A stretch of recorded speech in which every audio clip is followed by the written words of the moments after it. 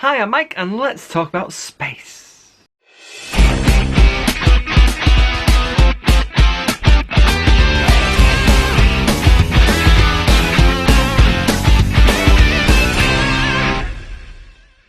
Hi, I'm Mike from Scoutadelic, and this year, subscribe to the channel. Tons of activities and games, all for free. But this month is all about space, the final frontier. These are the... No, that's a wrong show. But this month is all about space and science and up there. But I really need a co-host who's going to be doing something different with me. So I'm thinking I'm going to need to go to Canada, and let's find out who is my co-host for my first episode of my 8th year. Come on, let's find out. All right, so hi, my name is Darrell Eastcott, and I am a dual colony and pack scouter from the 1st Pittsburgh in Kingston, Ontario, Canada, and this is my 60-second scouter. 3, 2, 1. What are your favourite hobbies? Mostly building stuff. What's your favourite skill that you've learned in scouting? Patience. No, getting to interact with the kids and getting the kids engaged in the programming. I think that's a skill, frankly. But why do you think STEM is important in scouting? I think because the rudimentary skills that a scouter needs moving into the future, and that I think that's kind of that critical thinking as well that comes along with that sort of range of content, I think is also helps to develop the scouter mind, I guess. What's the best thing about scouting in Canada? The vast wilderness. What's your favourite campfire song? I'm a pretty big fan of the classics, so I definitely enjoy the Bear Went Over the Mountain. What's one resolution you'd love to do this year? I think probably take myself less seriously. And finally, one word to describe scouting. Exciting. So thanks again for answering all those questions. So how are you today? I'm great. Good. So it is the start of my 8th year. It's my 85th episode, and we're talking about space and all that kind of thing with the stars and the sun and all the rest of it. So what are you going to teach me and everyone else watching today? All right. So what we're going to learn today is actually a technology that's over 3,000 years old. Wow. It's a sundial. And so nice. For almost as long as people have been looking up at the sky, they've been telling the time of day by the sun. And it was about 1,500 years BC that the Egyptians are first recorded as having used a sundial to have an actual tool to tell time by the sun. No way. Oh my goodness, mate. I've seen a few sundials, but I've never really used them. I think it's because nowadays we've just got a watch, so it's easy done. Oh, yeah. Easy done. But that sounds really cool. So what do we need to make a sundial then? All right, so you can go incredibly basic. Okay. You can go as simple as a paper plate and a pencil. Will actually give you a very rudimentary sundial. Okay. We're going to go a little bit more complicated than that today. We're going to make it slightly more durable, but still not too crazy. And then you can go as sophisticated as having, like, you'll see sometimes in parks they'll have like a brass plate. The needle in the middle is actually called a gnomon. Okay. And so in a very sophisticated sundial, it'll actually have a specific angle that you'll point the gnomon at, and that will just make it a little bit more precise. Oh wow! And as you'll see as we're going through, we'll talk about some of the changes that will actually happen because it's all based on the sun. Yeah. And as the year goes on, the Earth rotates, the Earth changes a little bit on its angle, and so the sun will actually be in a different spot in the sky, which is why we have seasons. And so in the different seasons, your sundial will actually need to be recalibrated if you want it to be very precise. Oh, nice. Okay, I quite like this, and I like the fact, like you said, there's the basics where you can have like just paper plate, and then you can move up if you want sophistication. You can get brass tools. So what do we need to do first then? What am I? Yeah, I know you said that it was a bit. We're doing like it's not like the paper plate version. It's a little bit more trickier. Be warned, I'm not that great at tricky things. It's All taken me right. years to learn the friendship knot, so I don't know. So what we're going to start off with, basically, you really need two things. You need a Okay. flat surface, which we're going to use our cardboard for, and Okay. then you need the gnomon, which in this case we're going to just use another piece of cardboard Okay. to create the needle on it. Right. Okay. So you don't need to make it a circle. You could use whatever shape you've got, because ultimately Okay. you're just looking at where the shadow lands. Yeah. Yeah. I like a circle because it gives a nice shape to look at, and it's pretty. Yeah. Oh, definitely. Yeah. Okay. So how do we make the circle then? So there's a couple different ways you could do it. You could put something down that's already circular and trace it out. Okay. Or you can use a drafting compass where it's got like the needle and the pencil, and you can do that way. Yeah. Yeah. Yeah. If you're lacking that, really simple, just a push pin, Okay. Yep. piece of string, and Ah, then whatever you're going to use to make the circle, in this case a pencil. okay. And then you actually will look at your paper, kind of go approximately center, and Yeah. you're just going to push the pin into the paper. Now Okay. be careful. If the pin sticks out the back, you don't want to poke yourself with it. So you Very might want to true. have something to set it on. Yeah. So you want your string to be long enough so it goes from the center out Okay. close to the edge of the square, so that you Okay. get a nice, basically as big of a circle as you can get. For mine, because I've got the extra bit, you just hook it onto the push pin, I'm- or you push it underneath the pin. In that case, and then you're just going to put your pencil into Yeah. the loop, apply a little bit of pressure, not so much that you pull the pin out, Yeah. Yeah. and then this will keep you in space. So as you're drawing your circle around, Mhm. it should end up with a pretty clean circle. Shockingly, it does actually look like a circle. I'm impressed with that. Oh, Excellent. well, if there's only one thing I've learnt today, it's actually I'm really cool at making a circle now on code. Right. Okay. So I'm guessing I need to cut this out. Yeah, so next thing you're gonna do, just cut the circle out, and then this piece you can set aside. We're gonna use it later though. And then the nice thing about using the pin is that now you know exactly where the center of your circle is, because that's gonna come in handy in a few minutes. Ah, nice. I like this then. So if Because you're if you using just trace a plate, you've got to kind of figure out where the circle is, the center is. right, okay, so it's better with the string. So my question then is, so if you so you said that you could do this like a really basic version on a paper plate, you'd have to work out then on that paper plate where that center marking is then, yeah? Yeah, and the easy way to do that actually is you would just take a ruler and you would just put the ruler across, figure out how wide it is, and then you mark the Okay. center point, and then you turn the circle 90 degrees.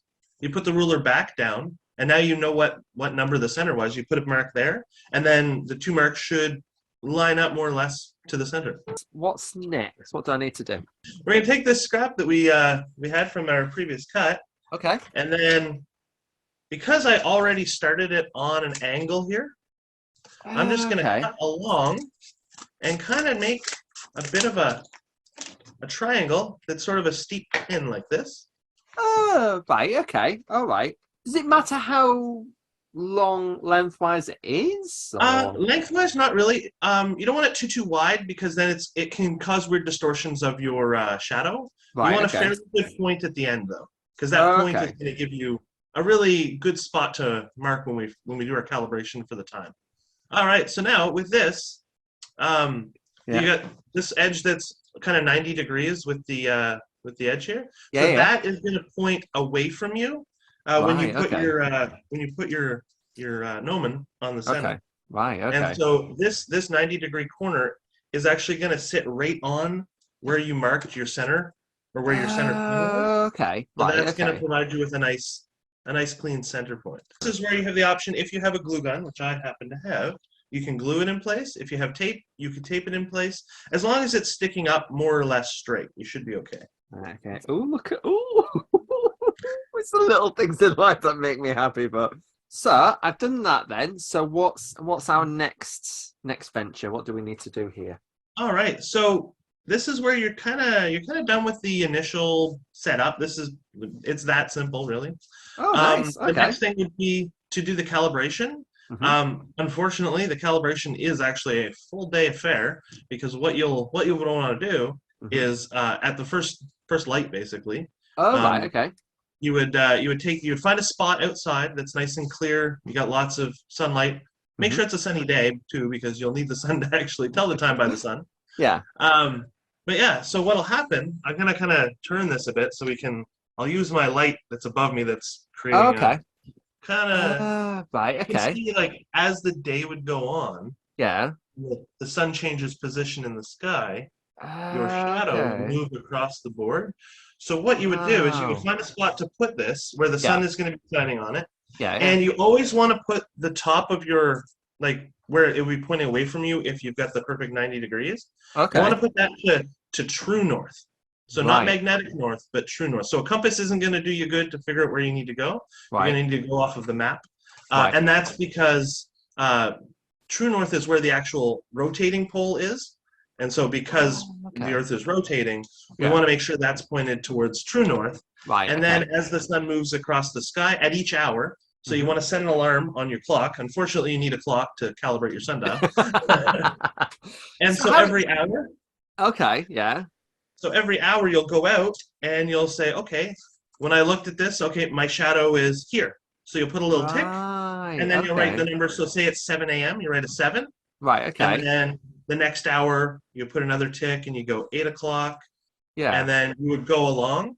And then the next wow. day, if you went out at that hour, your shadow will be pointing at that spot.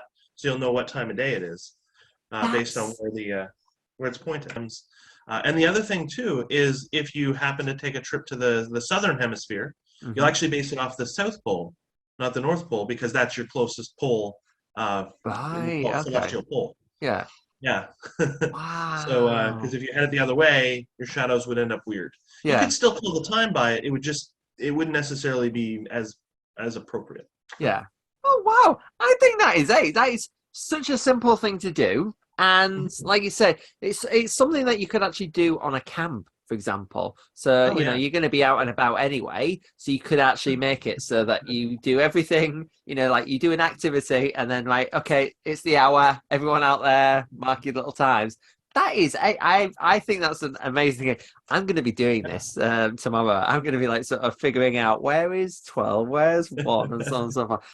If you want to think about how simple something like this would be to do out in the field on a camp, in Canada we have a really big advantage of having lots and lots of maple trees, hence our maple leaf on our flag. Yeah. You can actually take a big maple leaf, stick a stick through it, and you can actually use the leaf as your sundial because you just need a flat surface and something to show a shadow. So as I said, we're going to discuss some of the more sophisticated concepts with the sundial. Yeah. One of the things to make it even more precise is we have this going straight up, which is acceptable. It's perfect. But if you know what your latitude is, like how far north you are on the actual globe, that will actually alter how your shadows will be cast. So there's actually a method where you would take 90 degrees and you would subtract your latitude degrees, and it'll actually cause your plane will stay flat, but your needle will be shifted, and so that will actually it'll be more accurate to where the sun's at in the sky. So it's kind of a neat, more precise method of developing the sundial. That is that's ace. I love that. I think that's brilliant. Oh, fantastic. Thank you very much. That is ace. Absolutely. So you guys have been up to some amazing things in December last year. So let's find out what you guys got up to last month. Here we go.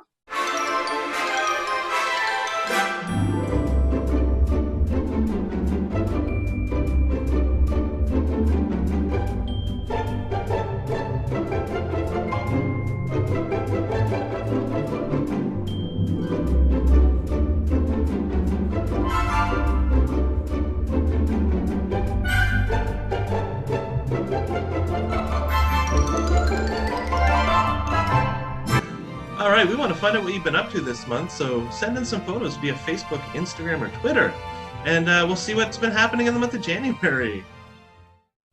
Right. May I point out, this is where my competitive streak comes in. Because it's part of the show where we play host v co-host. We're playing a game called Alpha Scout. All right. So I've changed it slightly. We have 30 seconds between the two of us to get through the alphabet. So one of us starts with A, Then the next person will go with a B and a C and a D, and we'll keep on going until that 30 seconds is up. Whoever's the last person, so say, for example, I'm struggling with D and the alarm goes off, I've lost, you've won, okay? Or vice versa. If you're struggling with a letter and the alarm gets off, I get the point, you don't, okay?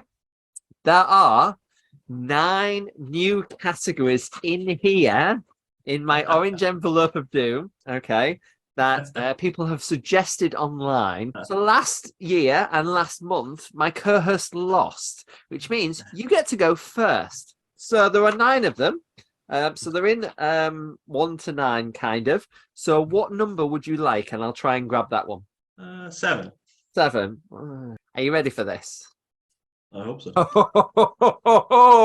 Nuts. I will admit I am ashamedly very not up to snuff on my nuts. Oh, well, this will be the most quiet 30 seconds that you're ever going to have then. So your 30 seconds start now. Oh, grief. I know. Weirdly enough, I know an A. I also know a B. And I know a C as well. So I'm just saying. This is great for me because I get the point. Yeah. I don't mind this. Yeah, no doubt. Oh my. Yeah. There are some tricky, but this is the thing. There's some tricky ones in here for alphabet, but they're also Yeah. not so tricky otherwise. So Oh there we my. are. That's your time. Oh. Oh, jingle! I like that. Do you want me to tell you some? Oh, please. Alpine butterfly is one. Bowline, clove hitch. Yeah, I know the bowline. I don't know where I would have gone with D, but that would have been you anyway. So, oh no, it would have been me. Oh no! So if you'd got to like sort of C, I'd have struggled with D. So I think there's such thing as a double clove. I think there is. there is. There's probably I know there's a double Little figure of feature. 8, and I know there's a triple figure of 8, but a triple figure of 8 would be T, and I don't think we'd get there. That's not that quick. So far, I'm winning. Just to let you know, you're letting me win here. So let me just go in. So I'm going to go first with A, and then you're going to be B and C and so on and so forth. Okay. So this one here, I have no idea what it is. I'm hoping it's something that I know an A on, because otherwise that's going to be the longest 30 seconds of silence. Right, here we go then. Are you ready? So things found in a tent. Starting now. Probably an apple. Someone will probably have an apple in a tent. A bivy bag. Oh, okay. A cagoule. No, a cagoule is K. Oh, there must be something C. C. A cooker. A cooker. D. Oh my brain has gone mush. I know. How about, I know. I don't know if it's in a tent, but the door. I'll let you have door. I'll let you have door, but then I really shouldn't have let you have door. At the time. Jingling. Yeah, okay. All right, so that's 1 Oh. all. 1 all. Good luck. Apparently, I'm not very good on the spot. So, there's now 1 to 7 in here. So, whichever one you want. Let's go 2. Oh, okay. And it is campfire songs. Ooh. Ready? Your 30 seconds start now. Oh my. Oh. Yeah, I am like not good on the spot. Wait, I know songs, Hey, but I it's can't fine, think it's of fine, it's fine for me. I think I'm a B though. So it. just say. Oh no. I think I'm gonna run out of time. Yeah, I think you are. You've got like 5 seconds left. Unless you're really Oh, gonna that's you're gonna something. Oh you're man. gonna find one. Oh, it's no good. I had your favorite bear went over the mountain. I was like, that's a Right? B, definitely there. I Right? think of an A one. That's it. Trying to think of Oh, Not man. not a shameless plug whatsoever, but let me have a look. Oh, Alice the Camel. Oh, then yeah. Ants go marching. Oh, yeah. Those I should know those pretty good. Yeah, but if it helps, I was trying to think of an A as what I would do. And on one of the campfire songs that I learnt last year was an Australian went yodeling, and I was like, Oh. that totally disappeared out of my head. Oh, yeah. But sadly enough, Bear Went Over the Mountain is not actually in my campfire songbook, so might have to be in volume 2. So Yeah, there you go. but I don't want to brag here, but I am. I believe I start the year with a 1-0 victory. Maybe I should retire for the rest of the year. I think last year I won massively. I think there was like an 8-4 win that I had. So far I'm 1. Got to get to 6. Once I've passed 6, I'm fine. But yeah, winner. Hey. So we should hopefully find out next month, see if my new co-host can beat me with these new topics. That's the end of our show. Don't forget to give us a like, share, and comment below what topic in, obviously, Host v Host would you like to see me win at? Obviously, clearly, I'm going to be winning this year. And by participating, you can get one of these amazing badges. So 1, 5, or my 12 show badge. And a big thanks to our patrons who support the channel. That's Heather, Irvin, Joseph, Lara, Mark, Marcus, Mark, Martin, Percy, Rob, Roger, and Steve. You can be to 1 too. Check out the links below. Above all, be a little Scoutadelic. Bye.